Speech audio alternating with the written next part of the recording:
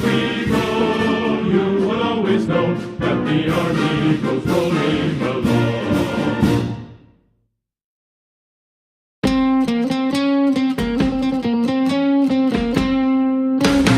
Hanukkah, oh Hanukkah, come light the menorah. Let's have a party, we'll all dance the hora. Gather round the table, we'll give you a treat. Said people need to play with them like us do. And while we are playing, the candles are burning low. One for each night they shed a sweet light to remind us of days long ago. Hanukkah, oh Hanukkah, come light the menorah. Let's have a party, we'll all dance the hora. Gather round the table, we'll give you a treat. Said people need to play with them like us do. And while we are playing, the candles are burning low. One for each night they shed a sweet light to remind us of days long ago. One for each night they shed a sweet light to remind us of days long ago. Hey!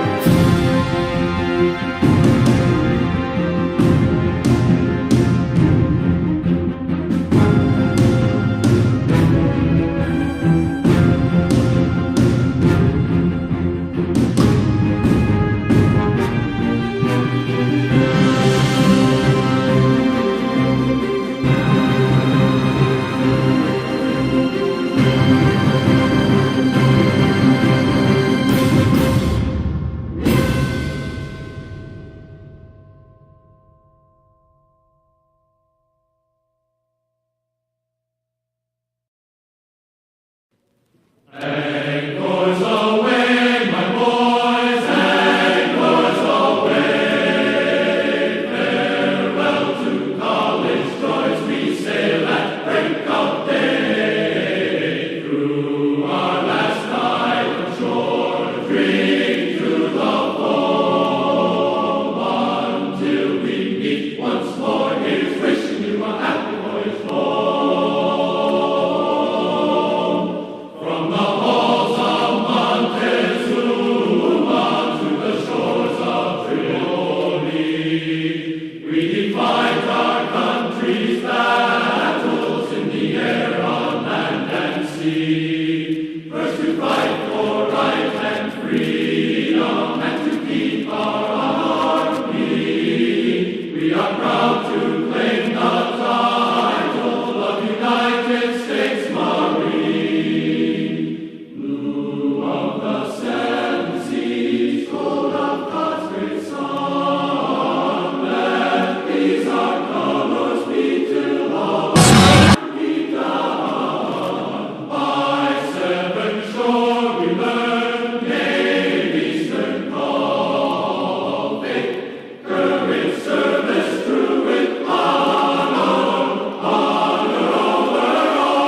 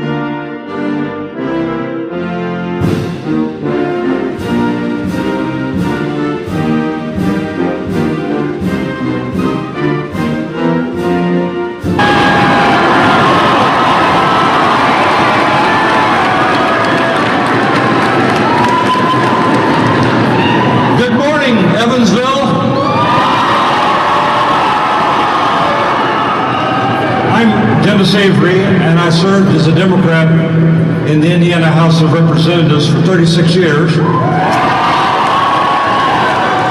until I retired. I like to say retired to make people know I actually did retire in 2010, and I represented much of Evansville and southwestern Indiana during that period of time. I started following Senator Sanders back when he was a congressman, and then of course as a senator, in fact, making contributions to him because I wanted to support a candidate that I could believe in.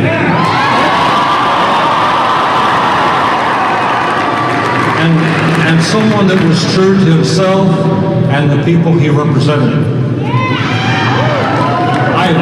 I appreciate his constancy and his consistency, a quality that's often in short supply in government nowadays.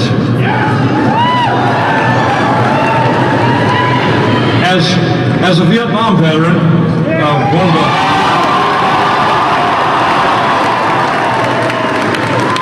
one of the most important, in fact, the most important issue to me was the issue of war and peace.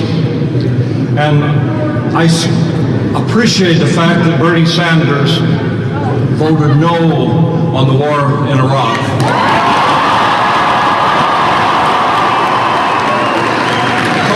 Because Bernie believes that and understands that military involvement should always be the very last resort.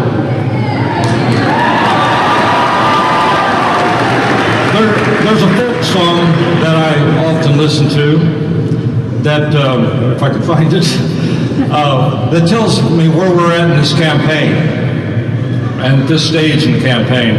The title of it is, "Which Side Are You On?" And it was written in the coal fields of eastern Kentucky as a protest song over the years, and it's over the years it's been sung by Pete Seeger, and Natalie Merchant, and Bob Dylan, and many, many other folk singers. And the message of the song is, which side are you on? Are you with the Wall Street 1%, big money interests, big pharma, and big insurance? Or do you stand with the poor, the sick, the elderly, the disabled?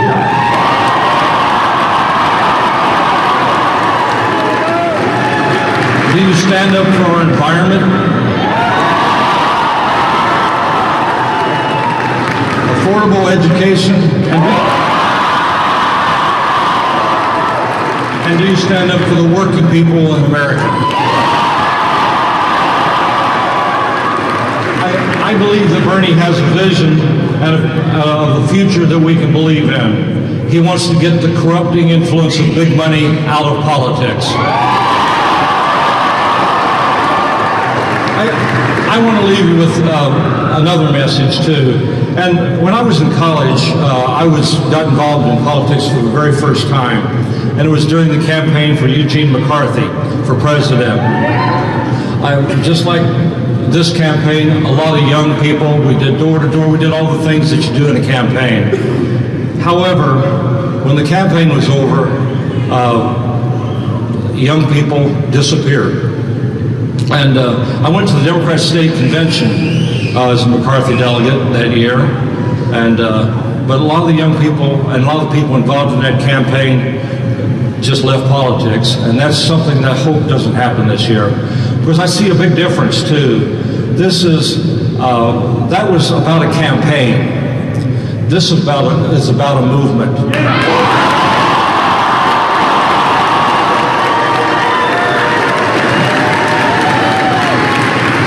So I ask that you be true to yourself, your children, your friends, your family.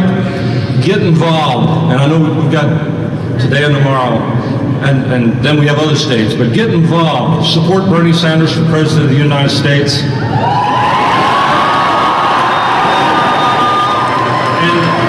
And it is with a great honor and a great privilege that I welcome Senator Bernie Sanders to Evansville.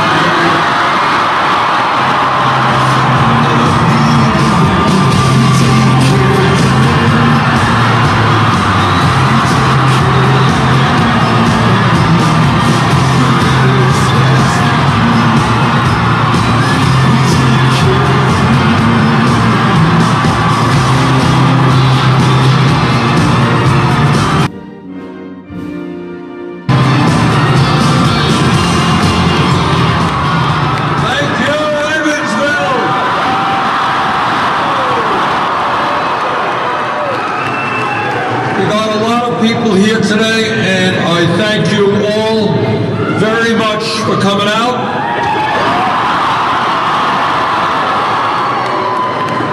I want to thank Josh Bisnor, and I especially want to thank Dennis Avery for his support and for his wonderful words. It looks to me like many other communities around this country, like many other states around this country, that Evansville is ready for a political revolution.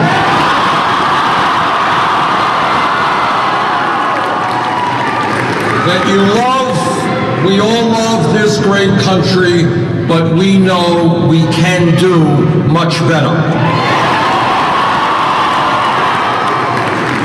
I want to just give you a brief report on the state of the campaign, and then I want to talk about where I believe together we must take this country.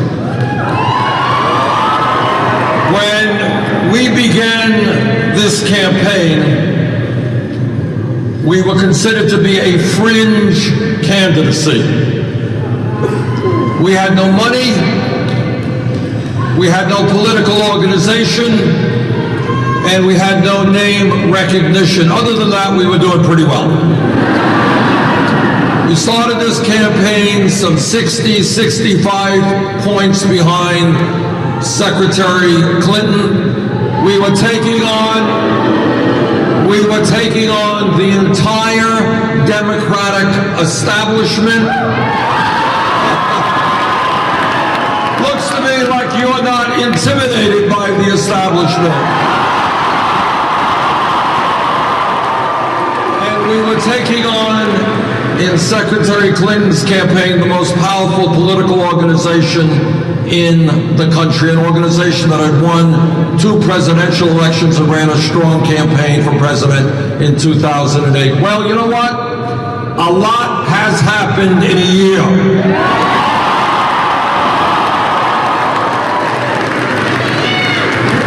As of today, we have now won 17 states' primaries and caucuses.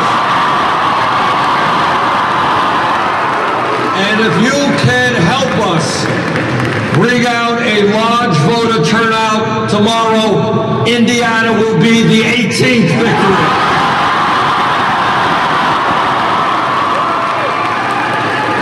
We have now received some 9 million votes. And surprise, surprise, in recent national polls, some of them have us a few points ahead or a few points behind Secretary Clinton. We have closed that 60-point gap.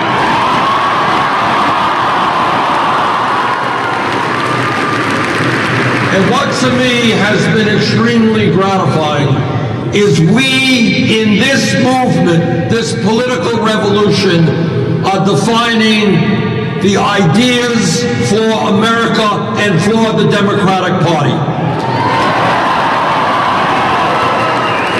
If you look at every primary and every caucus, it turns out that we are winning by pretty large numbers the votes of people 45 years of age or younger. In other words, our ideas, the political revolution transforming America, are the ideas for the future of this country and the future of the Democratic Party. People of this country understand that it is just too late for establishment politics and establishment economics. It's too late for super PACs. It's too late for billionaires to be buying elections. We need people to stand up and to fight back.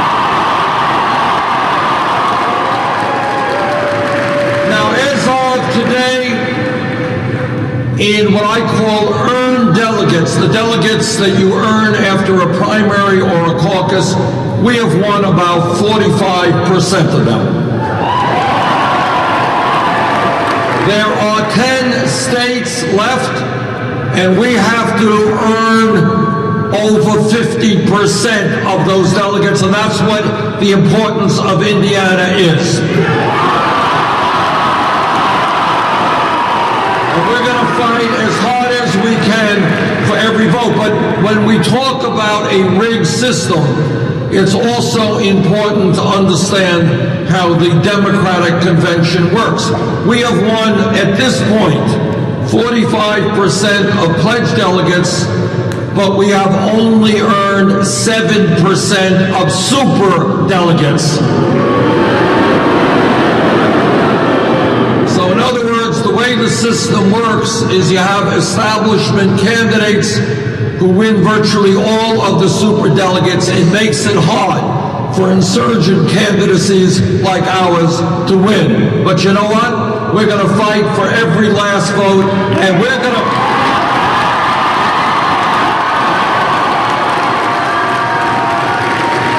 Number two, the point that we're going to make to the superdelegates in an area where Hillary Clinton and I agree, and that is it will be a tragedy for this country if we end up with a Donald Trump or some other Republican.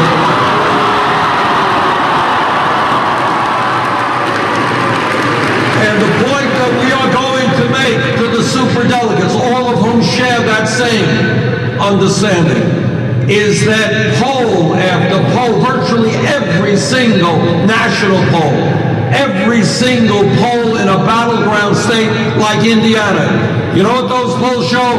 They show that by far Bernie Sanders is the strongest candidate.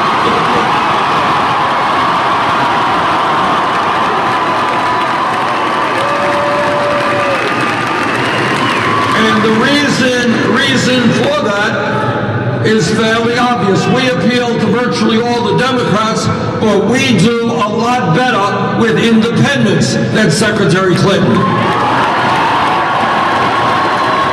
And I hope that Democrats at the National Convention understand that while independents may not be able to vote in certain Democratic primaries, they do vote in the general election.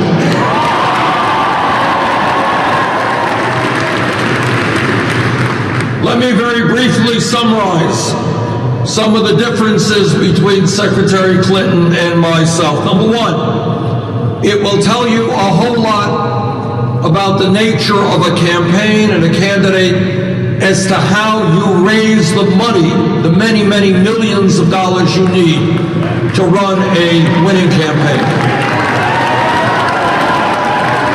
And in this area, there are profound differences between Secretary Clinton and myself. We had to make a decision early on, just about a year ago when we began. Should we create and establish a super PAC and reach out to billionaires at Wall Street? Well, that's exactly how we felt.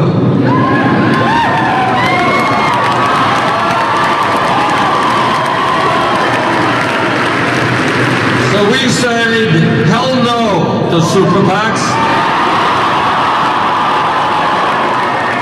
We don't represent Wall Street or the billionaire class or corporate America. We represent working people. We are not going to take their money. And over the last year, we have done something absolutely unprecedented in American political history. We have received, as of today, over 7.3 million individual campaign contributions. Anybody know the average contribution? $27. I was just at the White House Correspondents' Dinner the other day. President Obama knew the $27. And what is revolutionary about that is that we are showing the entire world that you can run a successful and winning campaign without being dependent on powerful special interest and the billionaire class.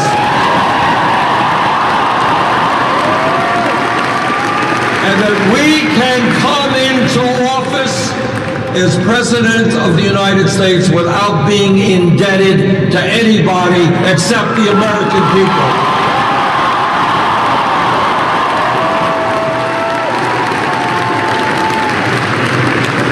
Now, Secretary Clinton has chosen another approach to raise her money. She has not one, but several super PACs. In the last reporting period, her major super PAC reported raising $25 million from special interest, including $15 million from Wall Street. In addition to that, as you know, she has given a number of speeches on Wall Street for $225,000 a speech. Now, I kind of think if you're going to get $225,000 a speech, must be a pretty good speech, don't you think? Must be an intellectually extraordinary speech. Must be a speech that reveals how we solve all of the problems facing our planet. And therefore, I think she should make those transcripts public.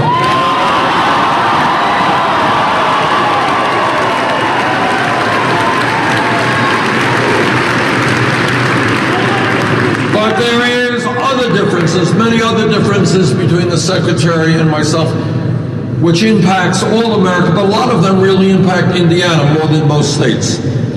Now, one of the issues, one of the reasons why the middle class in this country has been in decline for 40 years, one of the reasons why people are working longer hours for lower wages, one of the reasons why most of the new jobs being created are low-wage jobs, has to do with an issue that's not a sexy issue, not an issue that gets media attention, but it is a very important issue, and that is our disastrous trade policies.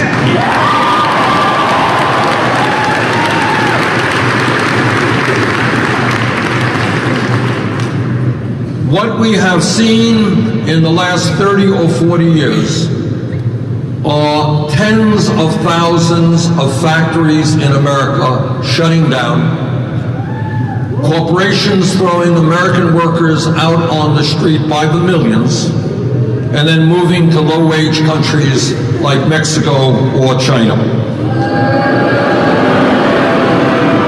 In fact, as I think many of you know, right here in Indiana, United Technologies is shutting down through Carrier, they own Carrier, is shutting down 2 plants, throwing 2,100 people in this state who are now earning middle-class incomes out on the street and moving to Monterrey, Mexico, where they pay workers there $3 an hour. This company makes billions of dollars a year in profits. This company was able a few years ago to give a severance package to its CEO of $171.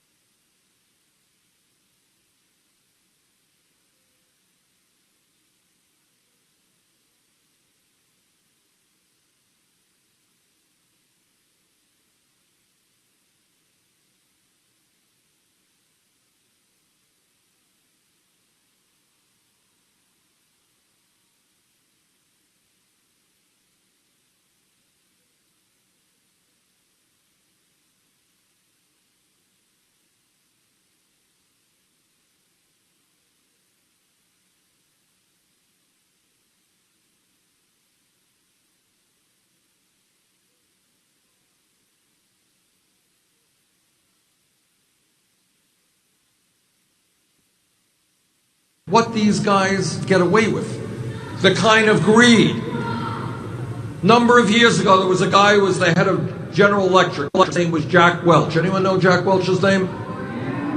He was called Neutron Jack. You know why he was called Neutron Jack? because he was busy shutting down GE plants in America. And what he said, if I had my druthers, I would build our manufacturing plants on a barge and take them to the lowest wage countries around the world. And when he retired from General Electric, he got over $300 million. About the consumers who bought their products. All they care about is their bottom line. And if elected president, we are going to change that mentality.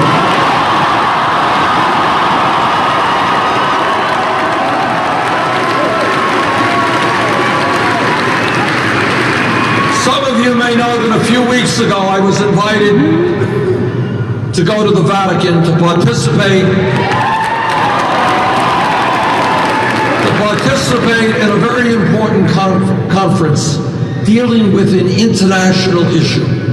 And the international issue is, how do we create a moral economy? How do we create an economy that works for the workers, works for the children, works for the sick, works for the elderly, not just the CEOs of large multinational companies.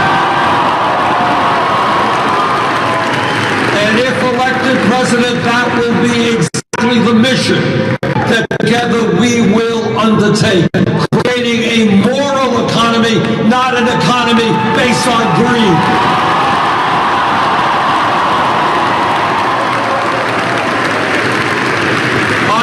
Sick and tired of hearing from large corporations who have outsourced millions of jobs, who have cut the wages and health care benefits of their workers, come into Washington, D.C., and then lecture the Congress about how we have to cut Social Security, cut Medicare, cut Medicaid.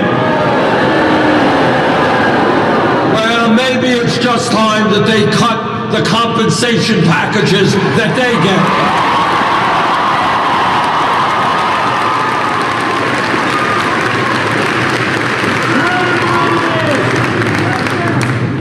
I am running for President of the United States.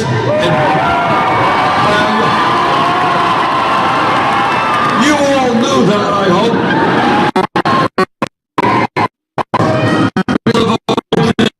Remade a introduced me. In 2002, this country underwent a very, very serious debate in what turned out to be the major foreign policy issue facing our country in our modern history, and that was the war in Iraq. I listened very carefully to what President Bush and Dick Cheney and others say about that war. And I was in the House then. Senator Clinton was then a U.S. Senator from New York in the Senate. But we both got the same information. We heard the same evidence. I that President Bush and Dick Cheney were not telling the truth. I'm against that war.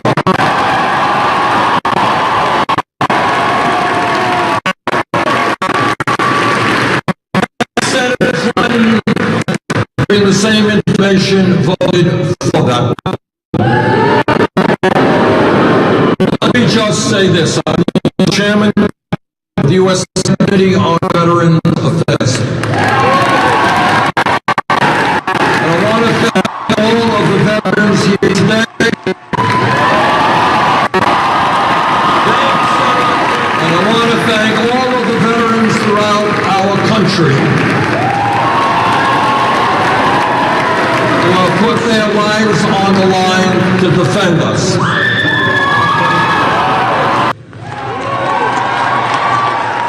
And I want to thank all of the veterans here today. And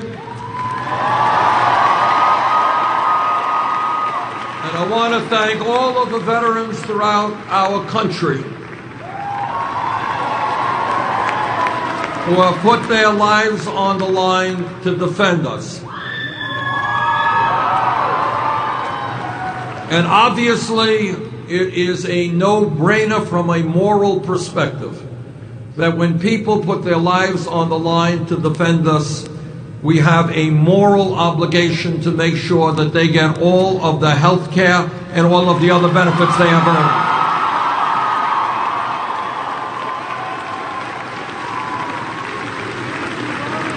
But the other obligation we have to the men and women in the armed forces is not just to make sure they get the veterans' benefits to which they are entitled.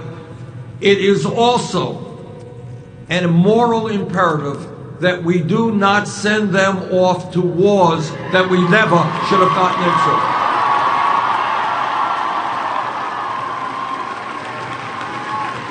In my view, the United States and other major countries have got to do everything that we can to support Muslim troops on the ground defeating ISIS,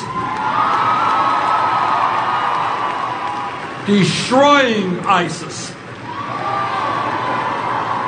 But on the other hand, we have got to make certain that the men and women in our armed forces do not get sucked into a never-ending, perpetual war in the Middle East.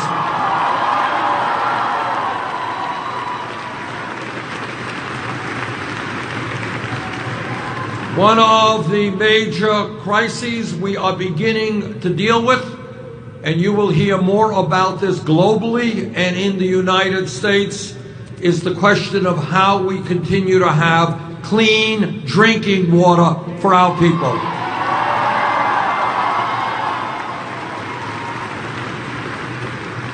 And that is why I believe we should end fracking.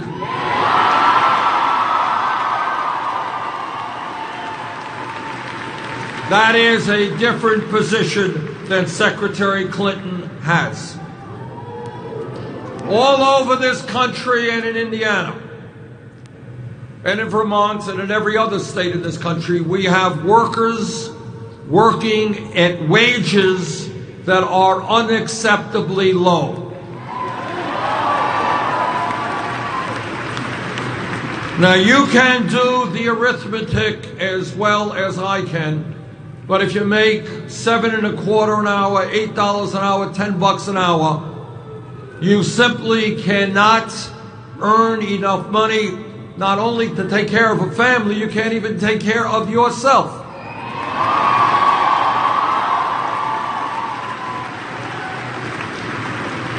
And that is why I believe that we have got to raise the minimum wage to a living wage.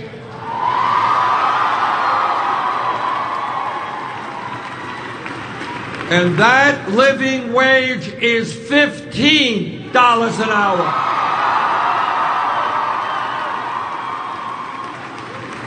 Secretary Clinton thinks we should raise that minimum wage to $12 an hour. Not enough, $15 an hour.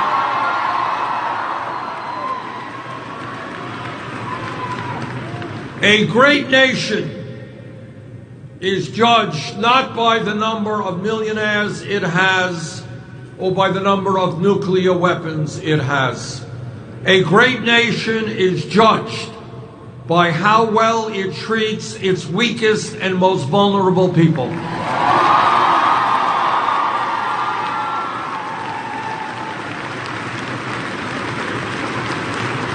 Now, this is an issue not talked a whole lot about in the media, but it is an issue of huge consequence, and that is that we have in Vermont and Indiana, all over this country, millions of seniors, disabled veterans, and people with disabilities who are trying to survive on incomes of $9,000, $10,000, $11,000 a year Social Security. Those people right now are sitting in apartments or in their homes. Often they're lonely. They don't have enough money in the winter to heat their homes adequately. They don't have the money to buy the food they need, to buy the medicine that they need. This is the generation that raised us. They are our parents and our grandparents. They must be treated with dignity and respect.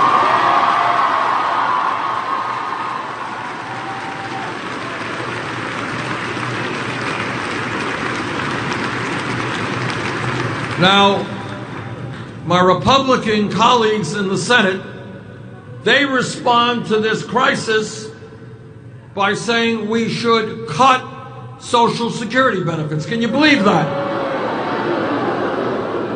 On Monday, they want to give hundreds of billions of dollars in tax breaks to the wealthiest people in this country, and then on Tuesday, they want to cut Social Security. That is the very opposite of the moral economy we are striving for.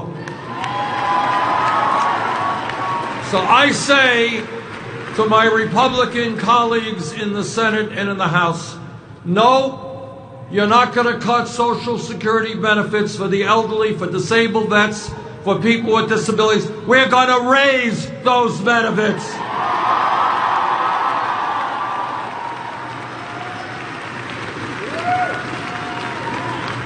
This campaign is listening to women.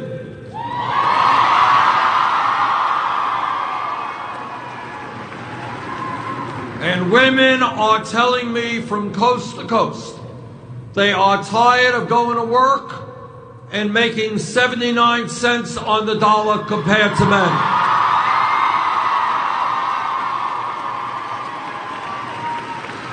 They want the whole damn dollar.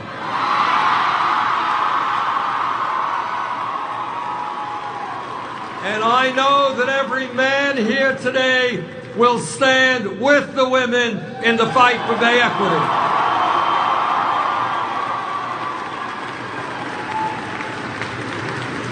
Women are telling me something else. They're saying, Bernie, how does it happen that in the United States of America, the richest country on earth, if we are working class or low income and we have a baby, we are forced to be separated from our beautiful newborn baby and go back to work in a week or 2 weeks because we don't have enough money.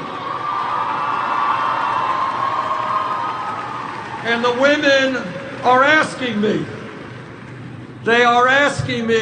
why is it that in this great country, we are the only nation, major nation in the industrialized world that does not guarantee paid family and medical leave?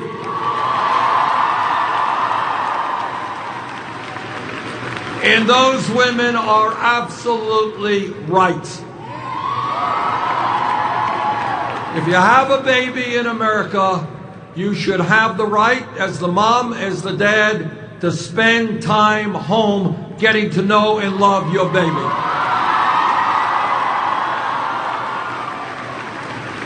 If elected president, every family in this country will have 3 months paid family and medical leave.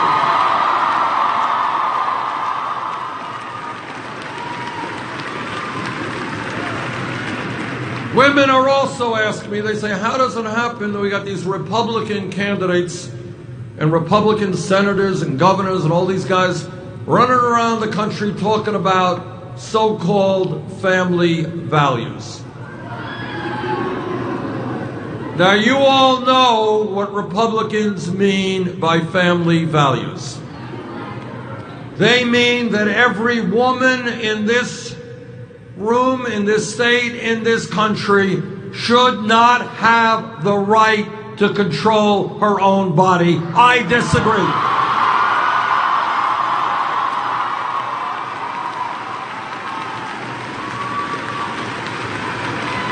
And they mean that our gay brothers and sisters should not have the right to be married. I disagree.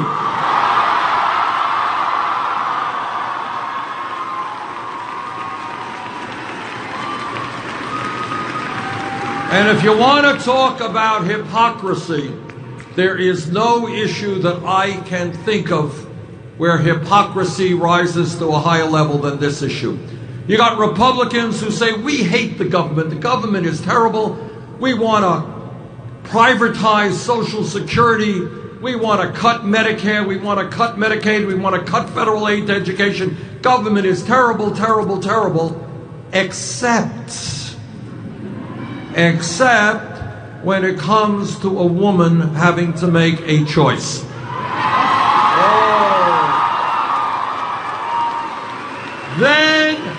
Then they just love the government. Oh, they want the local government, the state government, the federal government to make a very personal decision for every woman in this country. Boy, do I disagree with that.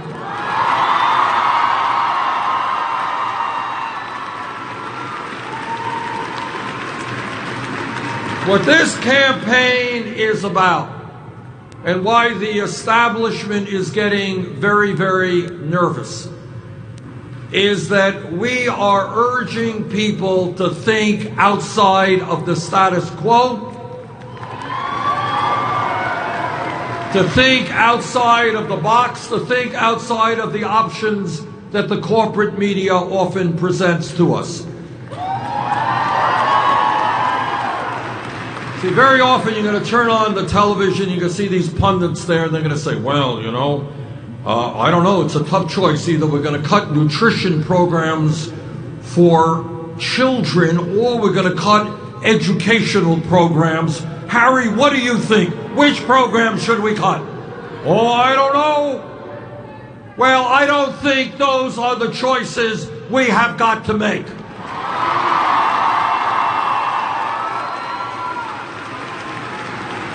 I think that when the top 1/10% now owns almost as much wealth as the bottom 90%, we got some other choices that we can make.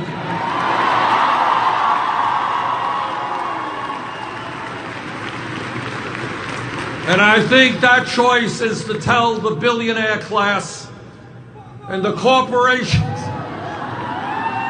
Well, that is one way to phrase it.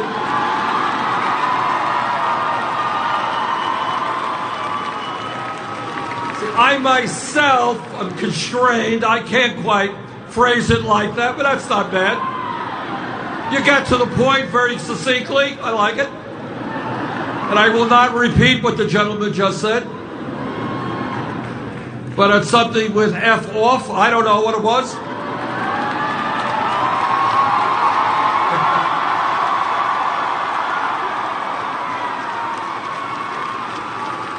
Our job is to not only think outside of the box, it is to break through that box and not accept the options that the big money interests want us to consider. For example, if we are the wealthiest country in the history of the world, if we have multi-millionaire hedge fund operators who pay an effective, i.e. real tax rate lower than many of what you pay. If we have large multinational corporations making billions of dollars a year in profit and then stashing their profits in the Cayman Islands and in other tax havens, and at the end of a given year not paying a nickel in federal taxes, you know what? We got other options other than cutting Social Security and Medicare and education.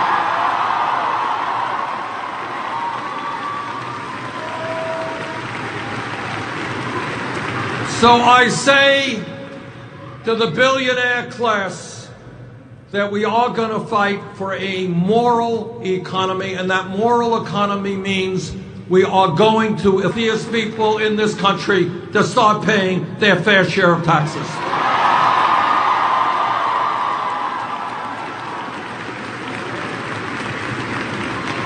And this campaign is listening to young people.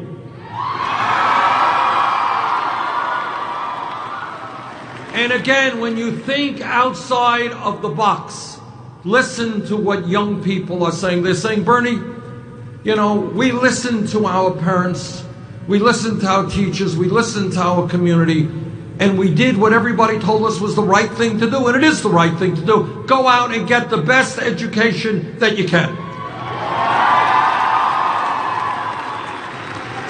And yet, when we go out and get the great education that we need, we're ending up $30,000, $50,000, $70,000 in debt. And young people are asking, why are we being punished for doing what we should be doing, getting an education?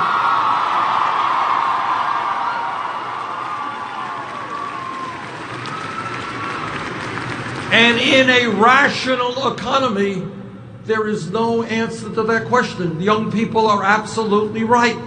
Our job is to encourage people to get all of the education they can, because, as you all know, we are living in a highly competitive global economy. We need the best educated workforce. And that is why I believe we have got to do two things. Number one, we have got to recognize that 40 or 50 years ago, you had a high school degree. You went to public school, first grade through 12th grade, you got a high school degree. You know what? You were in pretty good shape. You can go out, you can get a good job and make it into the middle class. Well, guess what? The world has changed. And we also have got to lower student debt in this country by allowing people the right to get the lowest, to refinance their debt with the lowest interest rates they can find.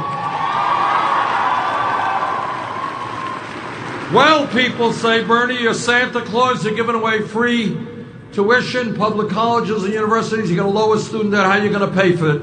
I will tell you how we're going to pay for it. We're going to pay for it through a tax on Wall Street speculation.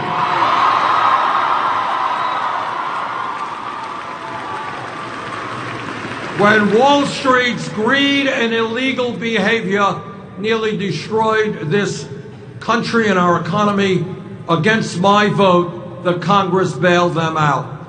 Now it is Wall Street's time to help the working families of this country.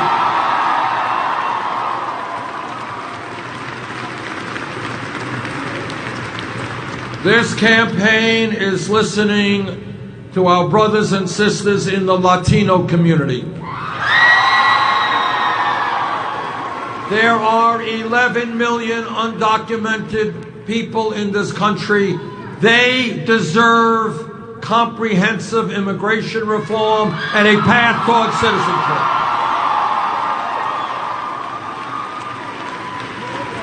This campaign is listening to the African American community. And I have been all over this country. I have been in Flint, Michigan, talking to parents whose children were poisoned by lead in the water. I've been in Detroit, Michigan, where their public school system is on the verge of collapse. I've been in Philadelphia, Pennsylvania, which has the highest rate of poverty of almost any city in America. In Milwaukee, Wisconsin, where you see acres and acres of city boarded up. I have been all over this country. And what the African American community is telling me is, how come we have enough money to rebuild the infrastructures of Iraq and Afghanistan, but not the inner cities of America?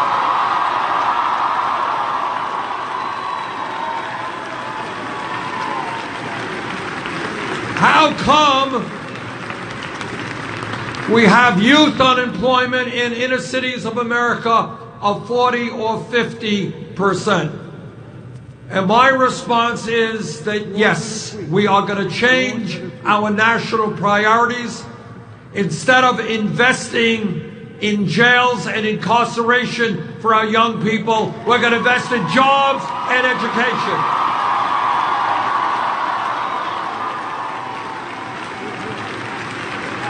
I want the young people in this country to learn the skills to rebuild their communities, to build affordable housing, not to rot in jail cells.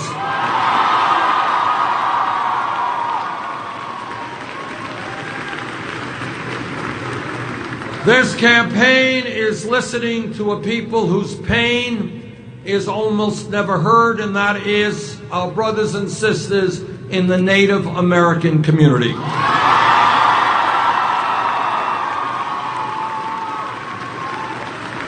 Everybody here knows that before this country became a country, when the first settlers first came here, the Native American people were lied to, cheated, and treaties they negotiated were broken. We owe the Native American people a debt of gratitude we can never repay. They have taught us so much. And among so many other things, they have taught us a very profound lesson that we must learn. And that is that as human beings, we are part of nature. We must live with nature. And if we continue to destroy nature, we are ultimately destroying the human species.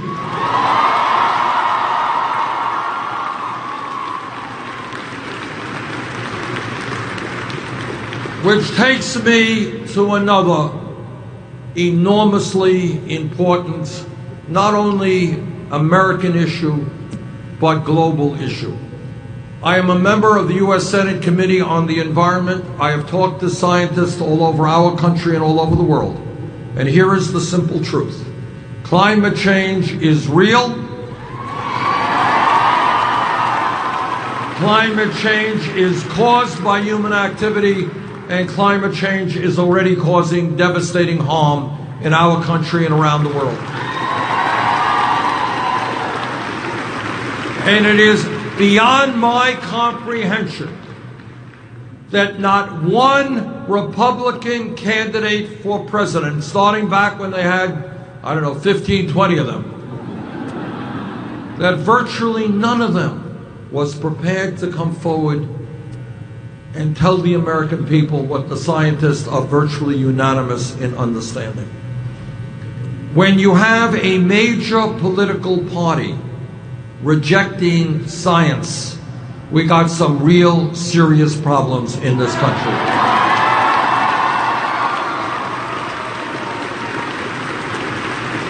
In my view, we have a moral responsibility to make certain that the planet that we leave our kids and our grandchildren is a planet that is healthy and is habitable. And we know exactly what we have to do, which is to transform our energy system globally away from fossil fuel to energy efficiency and sustainability.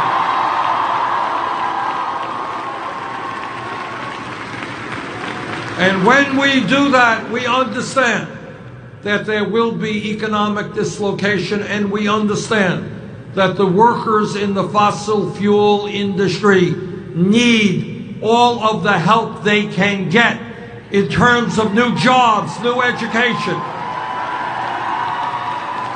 We are not going to leave them high and dry simply because they were out doing a job trying to earn a living for their families.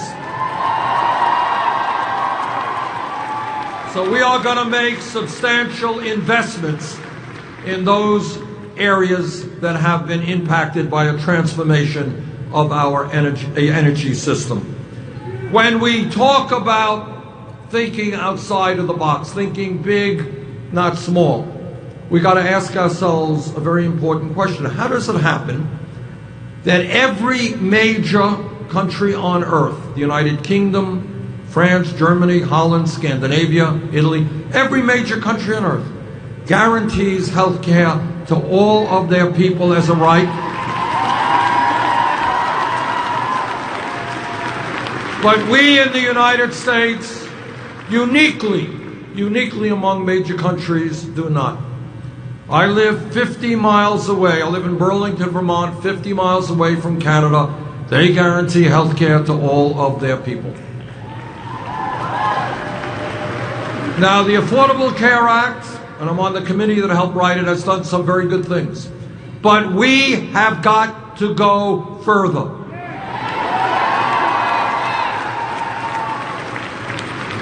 Today, 29 million Americans, including some people here, have no health insurance. There you go. Today, many people in this room and around this country are underinsured with high deductibles and high co-payments. And today, every person in America is getting ripped off by the unconscionable greed of the drug companies.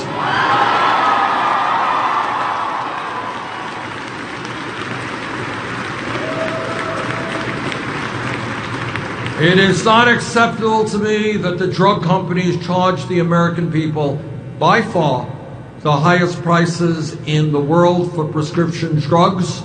It is not acceptable that people in this country are dying because they can't afford the medicine they need.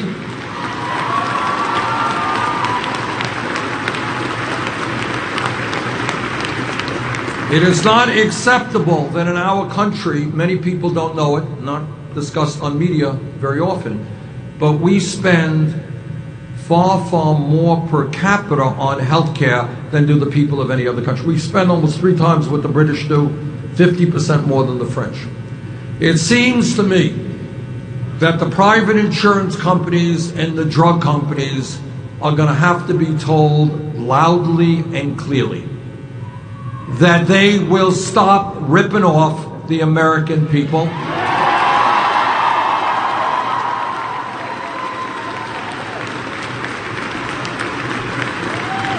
That we are going to pass a Medicare for all single-payer system.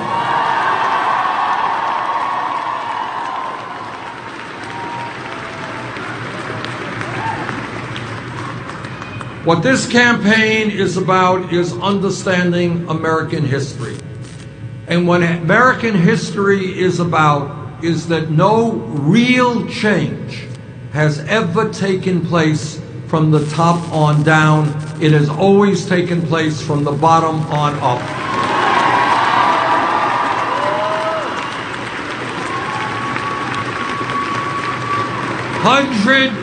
Hundred years ago, workers in Indiana, Vermont, all over this country, they were working 7 days a week, 12 hours a day. They had no say at all. They were being arbitrarily fired. Don't like you, you're gone. There were kids of 10, 12 years of age working in factories, kids working out in the fields.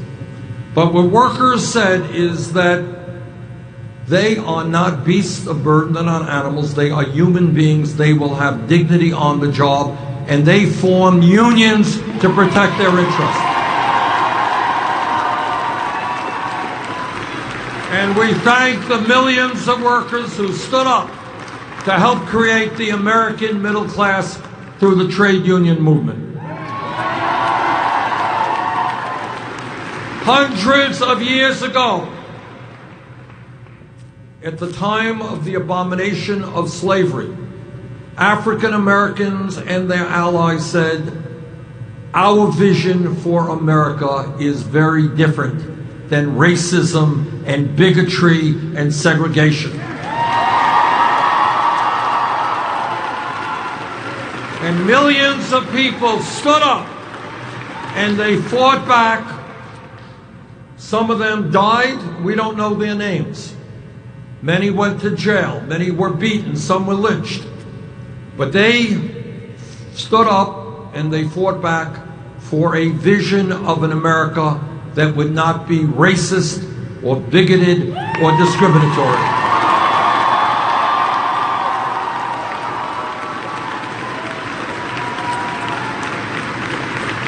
And that is how change takes place. People forget this. Many kids in the elementary school don't even know this. But less than 100 years ago, which is no time at all from an historical perspective, less than 100 years ago, women in America did not have the right to vote, did not have the right to get the education or the jobs they wanted. less than 100 years ago. But women stood up.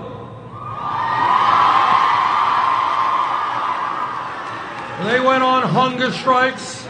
Some of them went to jail, some of them died. And they and their male allies said, you cannot, establishment, define our role as women in American society. You cannot tell us that our sole function is to stay home and have babies. We want more.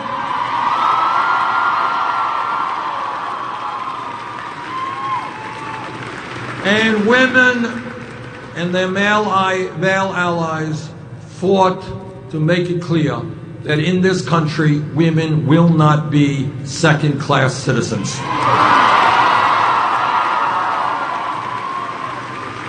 That is how change takes place. Millions of people standing up, fighting back.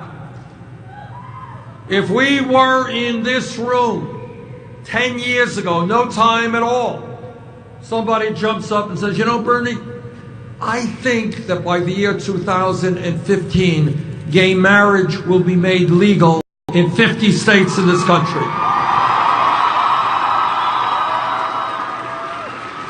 The person next to her would have said, you are nuts, that can't happen. But it did happen because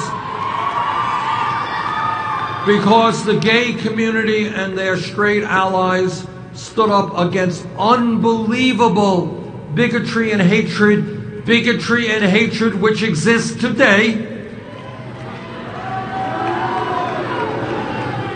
And they said, sorry, in America, people will have the right to love each other regardless of their gender.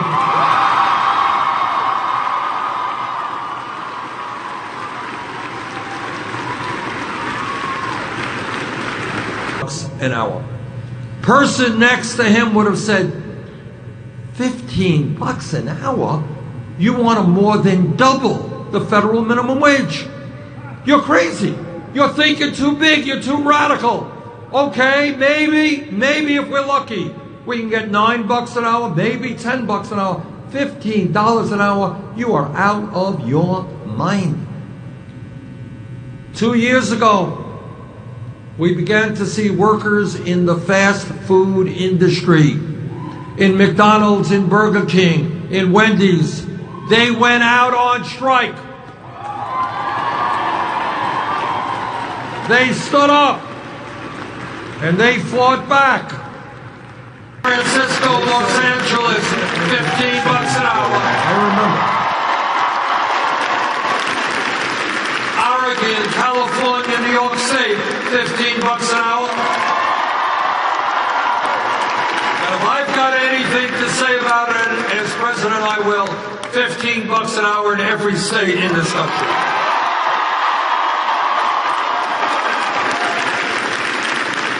But here is the point that I wanted to make. Throughout history, making change seemed impossible. Think back. Think back about women standing up, demanding a redefinition of who they were as human beings. But they stood up and they fought back. Think about African Americans saying, you know what? Yeah, we got segregation, we got racism, but the day will come we're going to have a black president as president of the United States.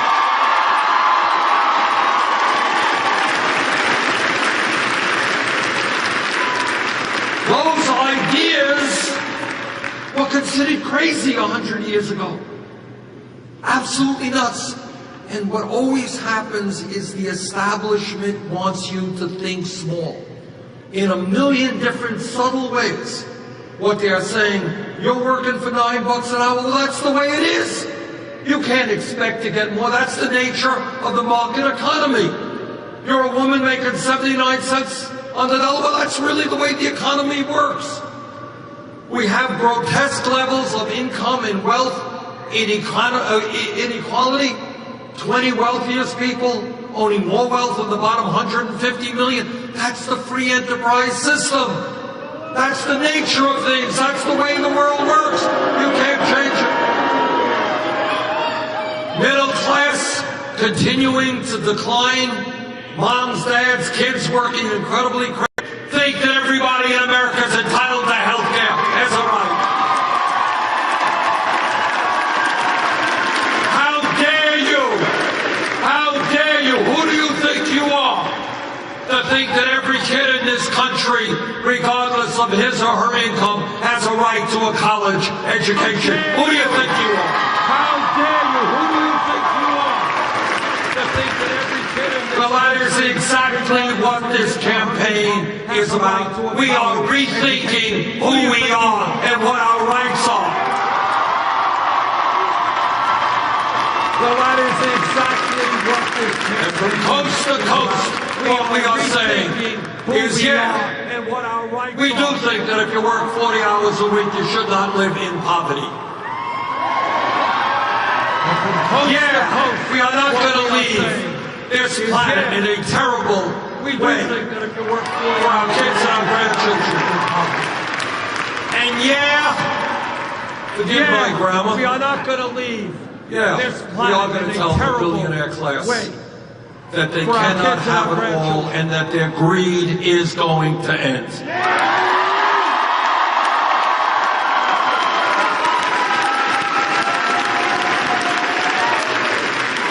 I have said it before, and I'll say it again. No president of the United States, not Bernie Sanders or anybody else, can make the changes this country needs all by himself. Can't be done. And the reason for that, the painful truth, is that Wall Street, with their endless amounts of money, corporate America, wealthy campaign contributors, the corporate media, are just too powerful. The only way we make the change that we need in this country is when millions of people stand up, fight back, and demand a government that represents all of us, not the 1%.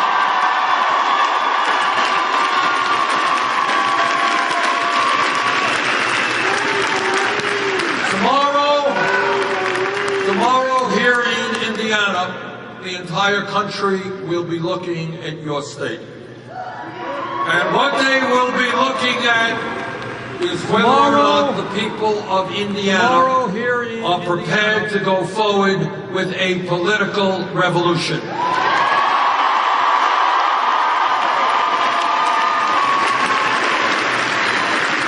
What I've learned in this campaign is we win primaries and caucuses when the voter turnout is high, we lose when it is low. Let us tomorrow have the biggest turnout in Indiana history.